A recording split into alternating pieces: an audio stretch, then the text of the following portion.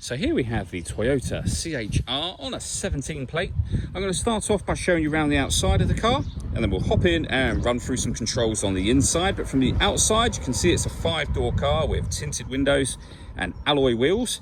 Let's start off inside the boot and then work our way around the rest of the car from there. So as we approach the back of the car, you can see we have reversing sensors. This car's also got a reversing camera, as well as plenty of boot space.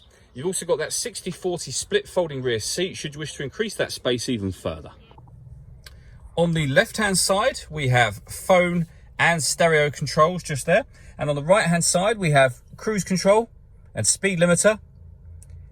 They are the buttons I was using on the trip computer a moment ago. We can turn off lane departure warning system as well from here, should you wish to.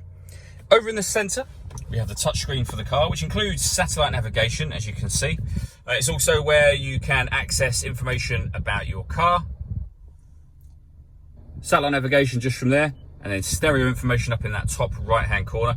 There's plenty of ways to listen to your music in this car. We have AM, FM and DAB radio, auxiliary input, Bluetooth audio, a couple of apps that you can install and use, iPod input, and then USB input on that final screen. And if we pop the car into reverse, you'll also see that we have a full color reversing camera with guidelines showing you what direction the car is headed in relation to the image that you see on the screen. Working our way down, we have dual zone climate control. So you can adjust the passenger and driver temperatures, the fan speed up, and of course down from here. You can determine where you'd like the air to be distributed within the car. When you're happy with those settings, that button turns the air conditioning off in this case, or back on again. You can recirculate the air that's in the car. That's a great way of heating it up or cooling it down quickly depending on the temperature that you've set. Or hit auto, and the car will do all of the work for you to maintain those temperatures.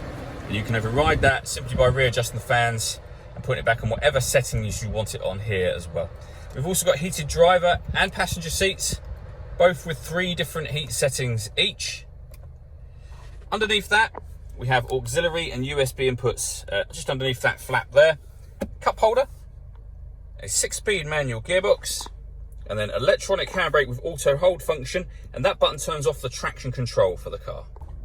Okay, now that we're inside the car, we're going to start with the dials. On the left-hand side, we have the rev counter, and on the right-hand side, the speedometer and fuel gauge. In the middle, you can see the total miles for this car, which are 6,101. The information displayed above that can be changed using buttons on the steering wheel. There's various different menus available, as you can see, including audio, satellite navigation, and you can also have a digital readout for the speedometer displayed, should you wish to. If we back out to the steering wheel, all that leaves me to say is thank you for taking the time to watch this video. If you'd like to come and see the car in person and have a test drive, please feel free to call any of our MJA sites. We'd love to hear from you soon.